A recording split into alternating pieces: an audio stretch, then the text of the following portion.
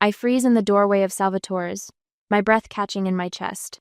14 faces turn toward me, illuminated by the restaurant's warm lighting. Empty plates litter the white tablecloths. Wine glasses half empty. Dessert crumbs scattered across small plates. The celebration clearly winding down. My mother, wearing her favorite crimson blouse, spots me and waves casually. "Oh, Marin, you finally made it." The restaurant hums with ambient chatter around us, but at our table, a sudden silence falls. I check my watch. 7:05 p.m. My pulse quickens as confusion gives way to understanding. "I thought dinner was at 6:30, I say, still standing awkwardly at the edge of their table, clutching my purse. My legs feel wooden, refusing to carry me the rest of the way. Dad dabs his mouth with a cloth napkin. "We moved it up to 5. Didn't Mom tell you?" Mother shrugs. "The diamond anniversary bracelet Dad must have given her tonight catching the light. I mentioned it might change. Besides, we didn't really expect you to make it, honey. You're always so busy." The words hit like ice water. I'd confirmed the time twice today. Once this morning before work, and again at lunch, when Mother called to remind me not to be late. "You never mentioned changing the time," I say quietly, aware of other diners glancing our way. A server approaches with a sympathetic smile but retreats when he reads the tension. Just this morning, I'd rearranged my entire schedule to make it here on time for my parents' 32nd anniversary dinner. Then the Peterson account exploded at 4:15, a shipment misdirected to Tulsa instead of Tampa. As logistics manager, the crisis landed squarely on my shoulders. Still, I'd managed to resolve it and race across town through rush hour traffic. Like always, being responsible, showing up, the story of my life. Bryn, my younger sister, smirks from her seat beside Mother, her third glass of wine, judging by the flush in her cheeks. "Want my picked-over salad and breadsticks? There might be a cold meatball left, too." The table titters. Uncle Ron snorts into his espresso. "Now, Bryn," Mother chides without conviction. Her attention shifts back to me as she reaches into her purse. "But since you're here, your timing is actually perfect." She pulls out a folded paper, the creases crisp and deliberate, extends it toward me like a peace offering. I take it automatically. A receipt. I unfold it slowly, the paper trembling between my fingers. $1,720.43.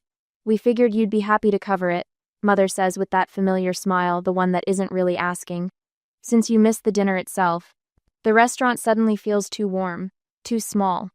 3 years of paying their mortgage when Dad lost his job, covering Bryn's rent when she found herself after college, the down payment on Dad's new car last spring, the family vacations I fund but somehow never quite make it onto. My hands stop trembling. I look up and meet 14 pairs of expectant eyes. Family tradition. Marin pays, Marin provides, Marin never complains. Deliberately, I tear the receipt in half. Then, quarters, then, eighths. The pieces flutter onto the table like confetti. Bryn laughs nervously. "Looks like our VIP sponsor's having a moment." The table erupts in awkward laughter. Cousin Paige whispers something to Aunt Louise. Dad's face darkens with anger. "Marin," he starts, his voice carrying that warning tone I've heard since childhood. But something has shifted inside me, something fundamental and irreversible. I've spent years trying to buy their love, their approval, their inclusion. And here I stand excluded anyway, useful only for my wallet. I turn without a word and walk out of Salvatore's. My steps quicken as I push through the heavy doors. Behind me, the laughter dies into stunned silence. For the first time in my adult life, I don't look back. 20 minutes later, I slam my apartment door hard enough that the framed logistics certification on the wall rattles. My hands still tremble with adrenaline as I drop my purse on the entry table, kick off my sensible heels, and slump against the wall. The restaurant scene plays on repeat in my mind, 14 faces staring expectantly at me, waiting for me to fulfill my usual role. Marin the provider, Marin the checkbook. The thought propels me toward my home office. I need evidence. I need to see the pattern laid bare. In the bottom drawer of my filing cabinet sits a manila folder labeled Family Assistance. The crisp organization inside receipts neatly filed by date, bank statements highlighted in yellow. Canceled checks in chronological order reflects the logistics manager in me. As I spread the documents across my desk, the full scope of my financial entanglement with my family unfolds before me. 3 years of mortgage payments when Dad lost his job at the architectural firm. Bryn's rent for that overpriced downtown apartment while she found herself post-college. Dad's new Buick last spring. Mom's dental work. Christmas gifts for everyone. Birthday presents. Emergency home repairs. I grab a legal pad and start tallying. The numbers climb steadily, each addition making my stomach clench tighter.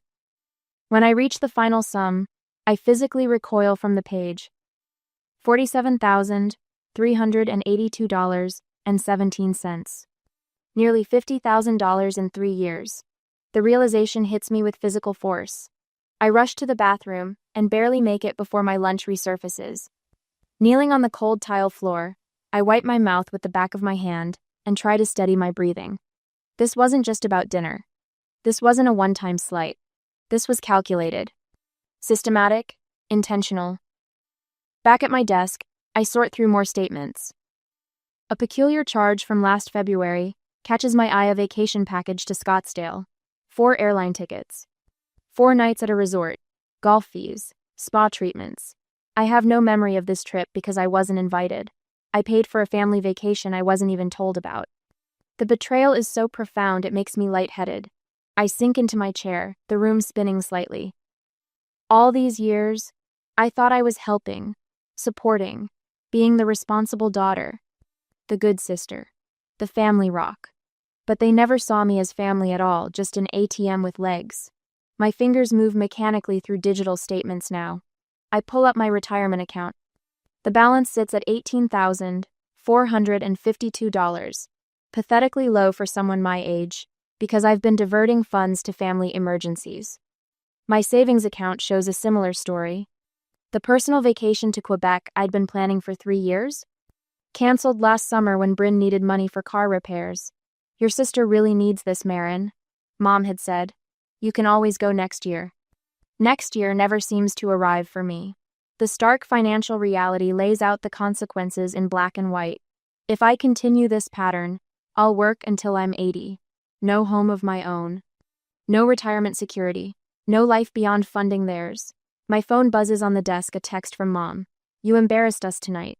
Call me when you're ready to apologize." Something crystallizes inside me. A hardening. A shift so fundamental I can almost hear it click into place. I power up my laptop and log into my online banking. First, I cancel all automatic transfers to my parents' accounts. Next, I remove Bryn as an authorized user on my backup credit card. Then I create a new spreadsheet titled Financial Independence Plan and outline aggressive savings goals for the next 6 months. My phone buzzes again. "Dad, this time. Your mother is very upset. This is no way to treat family." Family.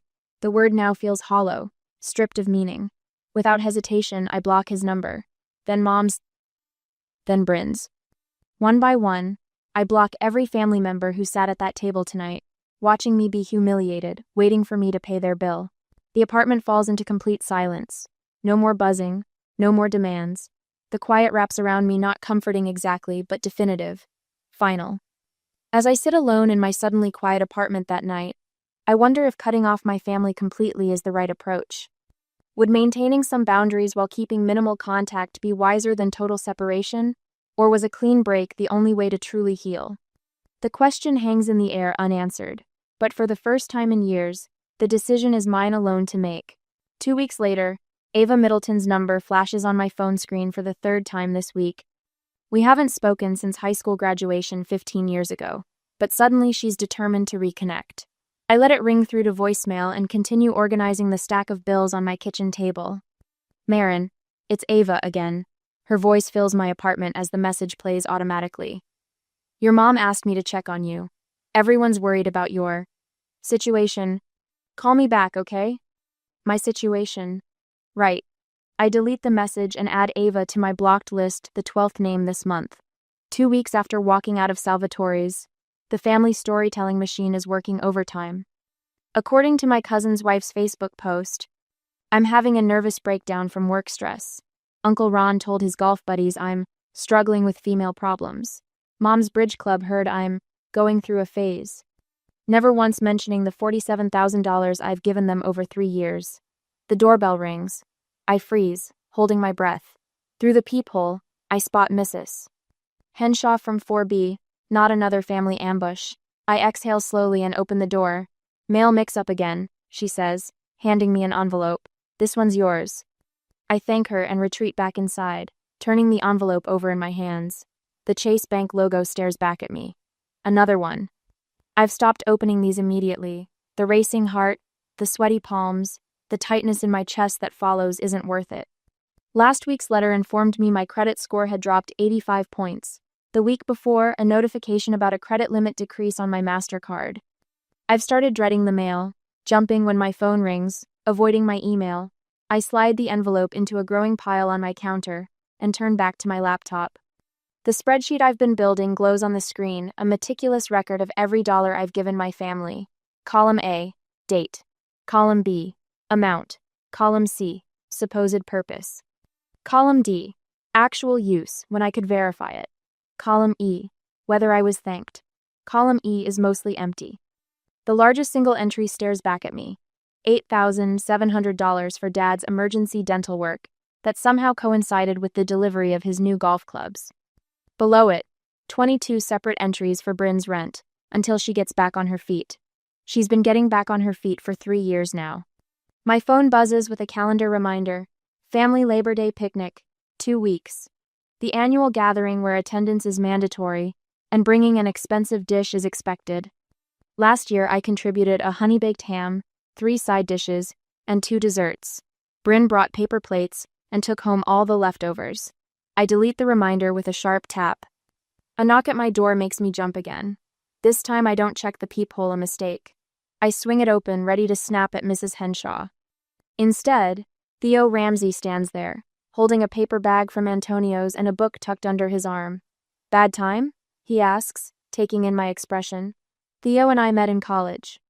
He's now a corporate attorney with a corner office downtown, but still drives the same beat-up Volvo and wears faded concert t-shirts on weekends. We've maintained our friendship through career changes and his divorce 3 years ago. Sorry. I step back. Thought you were someone else. Your sister?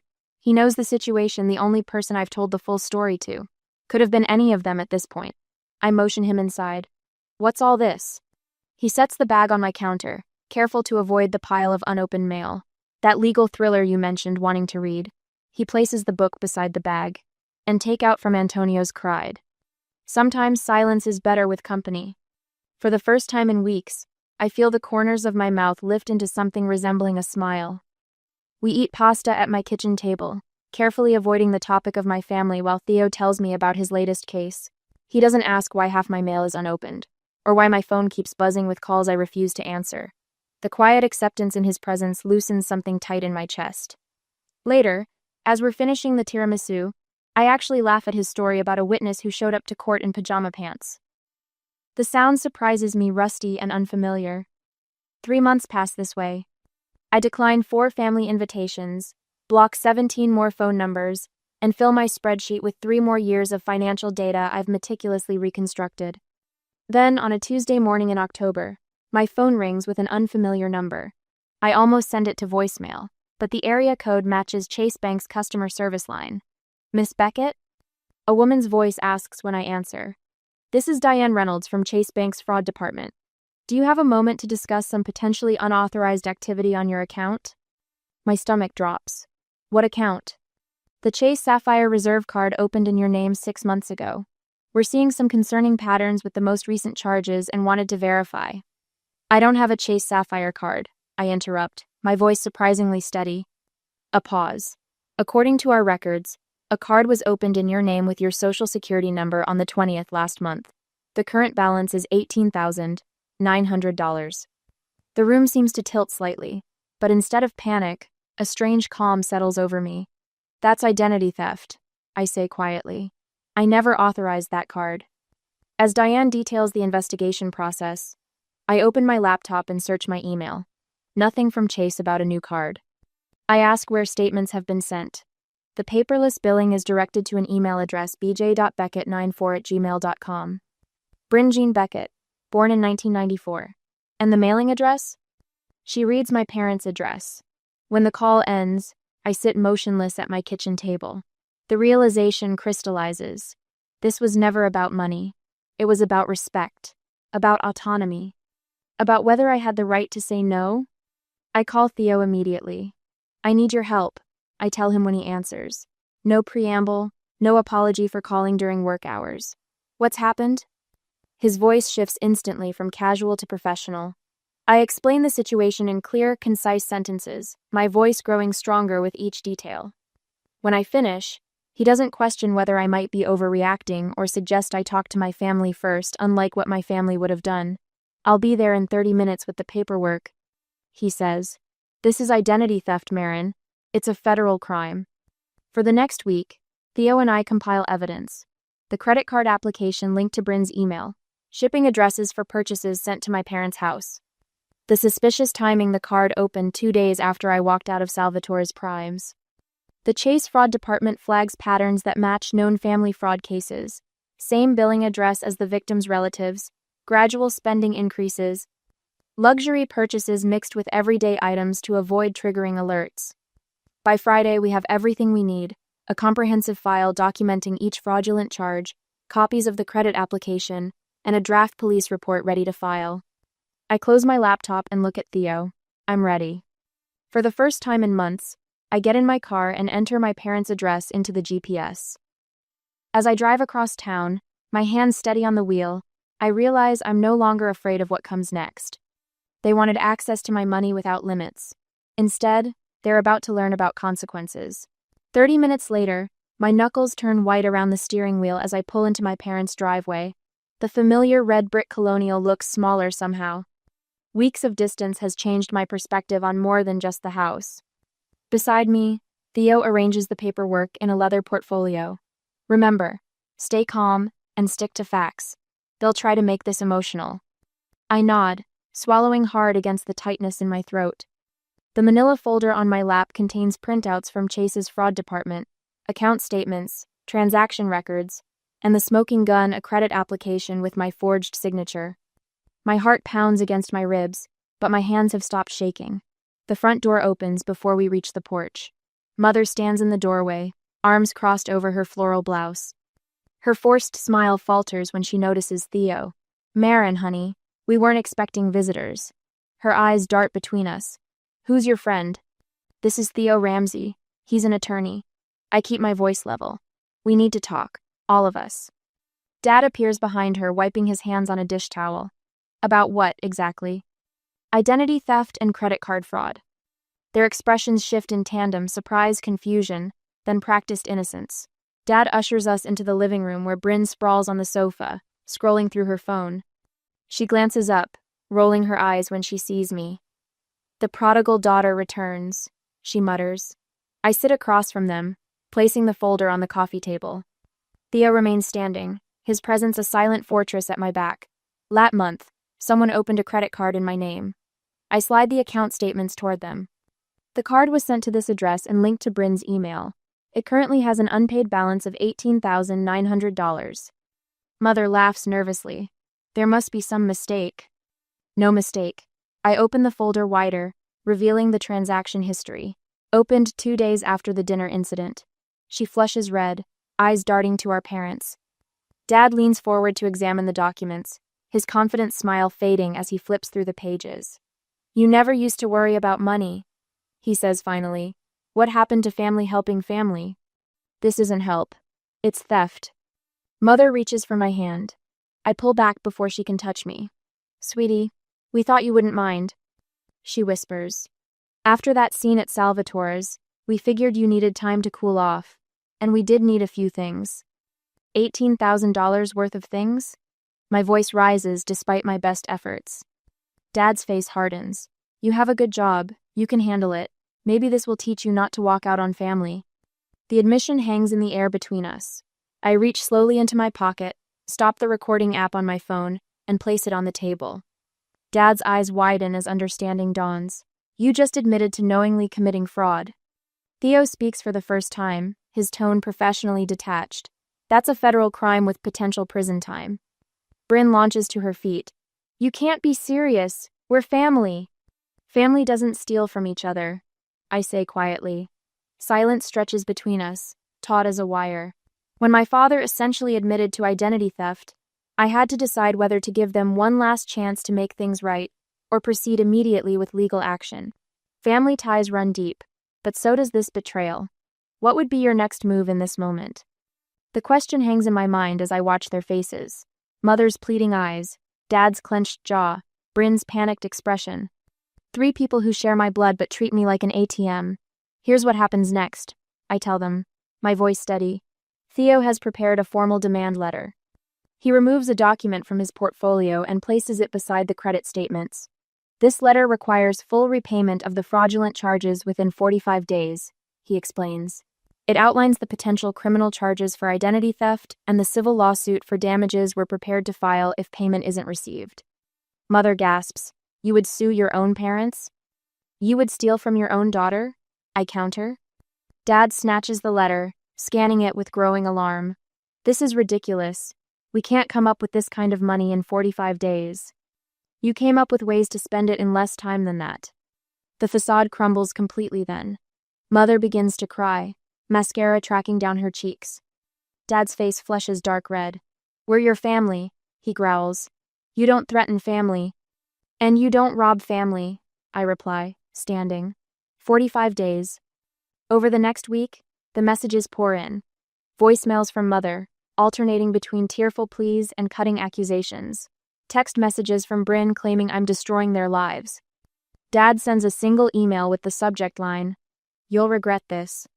Uncle Ron calls to tell me I'm breaking my mother's heart.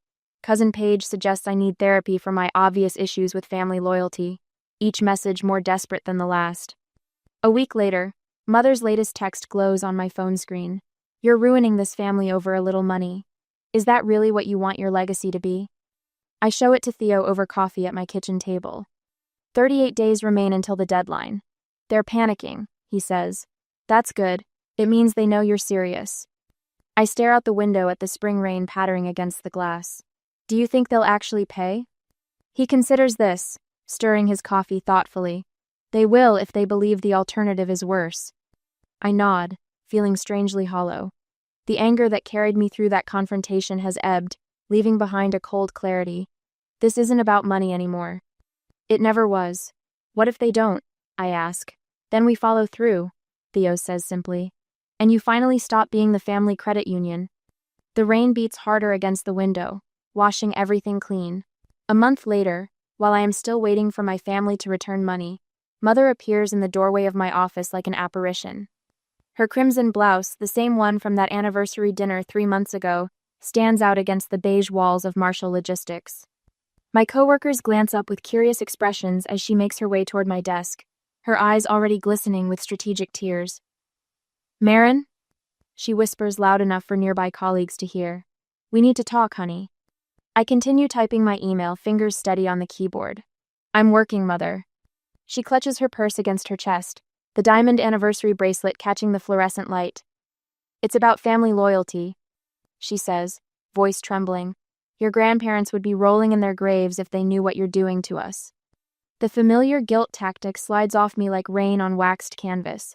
I save my document, lock my computer screen, and stand. "Let's talk outside." In the parking lot, away from prying eyes, Mother shifts tactics. Her tears vanish, replaced by cold calculation. "I've already told Aunt Louise about your breakdown," she announces. "By next week, everyone in the family will know you're destroying us financially. Is that what you want? To be the villain at every gathering for the rest of your life?" I unlock my car, retrieve a manila folder, and hand it to her. "Open it." Inside lies the draft police report Theo prepared, complete with transaction records, account numbers, and sworn statements from the fraud department at Chase. Every detail of the credit card they opened in my name documented in black and white. I'm not the one who committed a federal crime. I say, my voice steady as a surgeon's hand. "You have 72 hours left before this becomes official." The clock started ticking the moment you walked into my workplace. Mother's face drains of color. "You wouldn't dare." "I already did." I take the folder back. 3 days, Mother. That's all you have left." She opens her mouth, closes it, then hurries to her car without another word. For the next 3 days, I check my accounts hourly. Dad calls 17 times. I send each one to voicemail. Bryn texts accusations about loyalty and family responsibility. I read them without responding.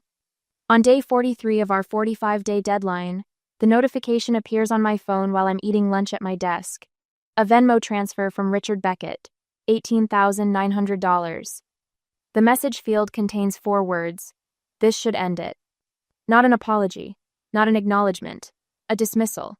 My phone immediately lights up with texts from Bryn. Thanks a lot. Dad had to cash out his retirement account early. You happy now? I can't even qualify for a car loan because of your little temper tantrum. Hope you enjoy your blood money. I set down my sandwich and open my laptop. With calm, deliberate keystrokes, I log into my Chase account and pay off the fraudulent card in full. Then I call the customer service line and request the account be permanently closed. I'd also like documentation that this was reported as fraud. I tell the representative, and confirmation that it won't appear on my credit report. When that's complete, I draft a single email addressed to Mother, Dad, and Bryn. I have paid the fraudulent debt in full and closed the account. I have also prepared legal documentation of your actions, which has been placed in secure storage with my attorney. This documentation will remain private unless you attempt to contact me again or open any accounts in my name. Our business is concluded. I sign it simply, Marin. Then I block their email addresses, one by one. 2 weeks pass in blessed silence. Through mutual friends, I hear rumors that Bryn has taken 2 part-time jobs at the mall. Dad has started fishing again, something he claimed he couldn't afford when asking for money last summer. Mother tells relatives I'm having emotional problems and have abandoned the family during a difficult time. Let them talk. The truth sits in my bank account, in my credit report, in the stack of documents Theo helped me prepare. The elegant cream envelope arrives in Tuesday's mail. I recognize Cousin Paige's handwriting immediately, the sloping letters formed in careful calligraphy. Inside, gold-embossed lettering announces her wedding next month at Lakeside Gardens. The entire family will be there. I hold the invitation to the light, feeling its weight, its expectation. The RSVP card waits for my decision. The old Marin would have marked attending without hesitation, would have bought an expensive gift, would have stood awkwardly in the corner while everyone whispered about her. I set the invitation on my kitchen counter and pour a glass of wine. The choice before me feels monumental yet surprisingly easy. For the first time in my life, I understand that some invitations are better left unanswered. The RSVP card sits untouched as evening falls, bathed in golden light from my kitchen window, a relic from a life I no longer recognize as mine. My apartment feels different now. Sunlight streams through windows no longer hidden behind heavy burgundy drapes, but framed with light linen curtains that billow gently in the spring breeze. 6 months have passed since I walked out of Salvatore's ass, and the world hasn't ended. Quite the opposite. I check my bank statement, a ritual that once filled me with dread. The numbers align now, predictable and comforting. My savings account shows a healthy balance enough for a down payment on a small home if I wanted. The Montreal trip brochure sits on my coffee table, no longer a fantasy but a scheduled reality for next month. First-time homebuyers often overlook property tax implications. I tell Zoe, a young accountant I've been mentoring. We sit in a coffee shop downtown, her notebook filled with questions about financial boundaries. Learning to say no saved my retirement fund. It might save your sanity too. She nods, scribbling frantically. But what if they make you feel guilty? That feeling belongs to them, not you, I answer, surprised by how easily the words come now. Later that evening, at Harold and Jean's dinner party, someone brings up my parents. Weren't their anniversaries always at Salvatore's? Are you invited at the celebration this year? The table goes quiet. These friends know something changed, but not the details. 6 months ago, this question would have sent me spiraling, searching for an acceptable lie. We have different views on family obligations. I say simply, buttering a dinner roll. The seared scallops are excellent tonight, Jean. No trembling hands, no racing heart, just a fact, stated without shame or guilt. Conversations swirl around me, and I participate fully, present in a way I never could be when constantly calculating what my family might need next. The following Saturday, Theo arrives carrying a bottle of sparkling cider. Lisa and Devon, friends who stood by me through everything, bring homemade pasta and chocolate cake. My small dining table feels just right for the 4 of us. To chosen family, Theo raises his glass, his eyes meeting mine briefly. And healthy boundaries, Lisa adds with a knowing smile. We clink glasses and eat until our sides ache, from laughing at Devon's workplace stories. Nobody asks for money. Nobody makes me feel small. The evening ends without a single moment of anxiety. That evening, I pull up the application for the Senior Operations Director position at work. The job description feels like it was written for me. I complete the form methodically, attaching my updated resume. After submitting it, I browse listings for starter homes in neighborhoods I've always admired. My phone chimes with an email notification from my mother. The subject line reads, "Family responsibility, please read." I hover my finger over it for a moment, remembering the weight of those words. Then I delete it without opening it. No anger. No guilt. Just a quiet certainty. As I close my laptop that evening, I wonder if there's ever a point where family reconciliation becomes possible after such a fundamental breach of trust. Or if some relationships are healthier when viewed through the rearview mirror. What would you do? Attempt reconciliation someday, or keep driving forward without looking back?